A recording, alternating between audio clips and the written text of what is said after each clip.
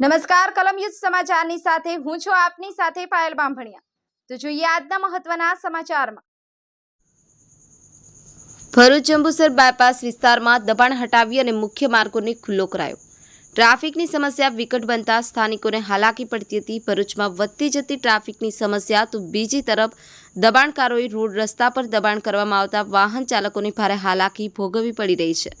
ત્યારે GSRTC national highway માર્ગ અને મકાન વિભાગ અને નગરપાલિકાના સંયુક્ત ઉપક્રમે એક અઠવાડિયાની દબાણ હટાવો ઝુંબેશ શરૂ કરાઈ છે।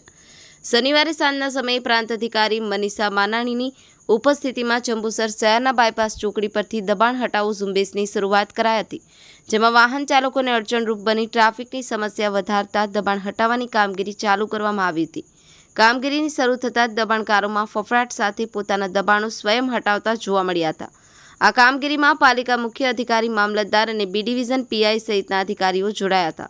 સફીક બાપુ, કલમયુદ્ધ સમાચાર, આમોદ।